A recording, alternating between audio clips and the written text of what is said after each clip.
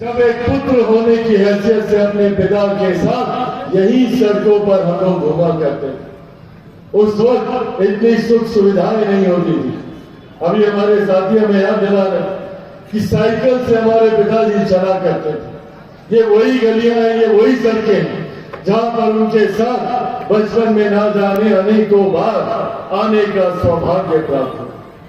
और आज साथियों, जब यहां पर आया हूं तो एक सपना लेकर आया, एक लक्ष्य के साथ आया हूं, एक संकल्प के साथ आया हूं कि मेरे नेता, मेरे पिता आदरणीय रामविलास पासवान जी के अधूरे सपनों को पूरा करना। और उन्होंने यकीनन ये सपना देखा था कि झारखंड जैसे देश के बाकी राज्य विकास की गति पर तीव्र गति से आगे बढ़ रहे हैं, तो उनका भी सपना था कि झारखंड भी विकास की राह पर आगे बढ़ते हुए विकसित राज्यों की श्रेणी में बराबरी पर आकर खड़ा है। का काम किए। अगर झारखंड में भाजपा की सरकार बनेगी और आपका उसमें हम भूमिका रहेगा, तो निश्चित तौर पर केवल भवनाथपुर विधानसभा क्षेत्र के ही नहीं, अभी तो पूरे झारखंड के गरीब, गुरबा, दलित, पिछड़ा, किसान, नौजवान, माता और बहन का सम्मान भाजपा सरकार में बढ़ेगी। यह भी भानु प्रताप शाही आपको विश्वास दिलाता है, यह भी आप लोगों से आग्रह करता है। छोटे छोटे थे, टाउनशिप भवनाथपुर में आए थे।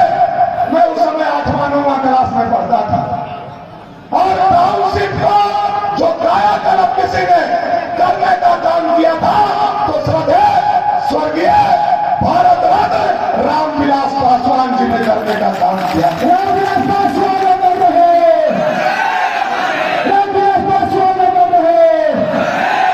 आज हेमंत सोरेन जी के नाकामी के चलते, हेमंत सोरेन जी के नेग्लिजेंसी के चलते आज एशिया का सबसे बड़ा क्रेशर प्लांट बंद हुआ पड़ा है।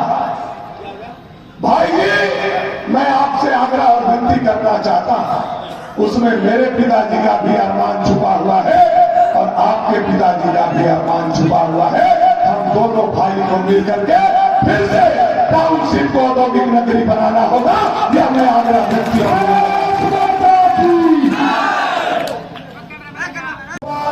और आज तो तीनों के कार्यकर्ता यहां बैठे हैं। एक छठ अभी खत्म हुआ है, एक छठ अभी खत्म हुआ है और दूसरा छठ आज से शुरू हो गया। आज नहाए खाए हैं, कल साझा है, परसों खरना है और नरसों पारण होने वाला है, पारण होने वाला है।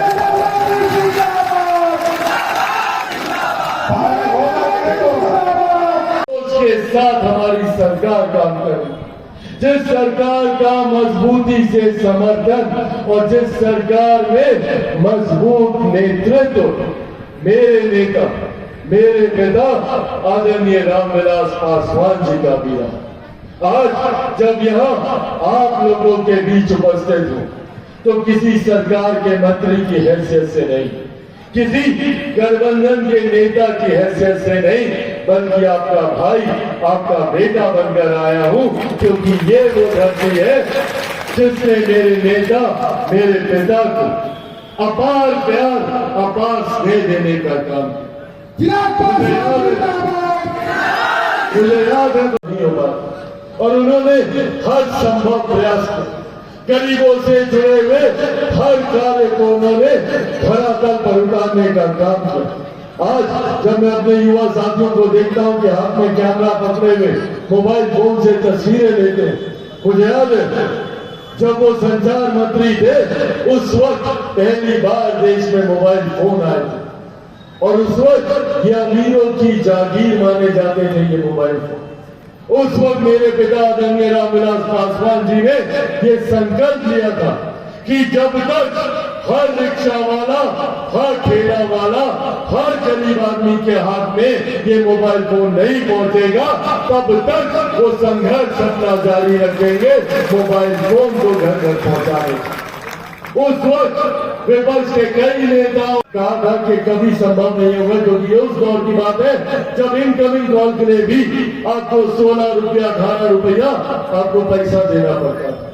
पर आज देखिए, आज उनका ये सपना पूरा हुआ। आज भी मुझे गर्व होता है कि उनके जाने के लगभग 4 साल के बाद आज भी दुनिया की सबसे बड़ी गरीब कल्याण की योजना, जिसको हमारे देश में प्रधानमंत्री गरीब जन कल्याण योजना के नाम से जाना जाता है, आज ये हमारे नेता मेरे पिता आदरणीय रामविलास पासवान जी की देन है कि आज उनकी वजह से इस योजना के तहत देश में 80 करोड़ लोगों को मुफ्त में अनाज दिया जा रहा है।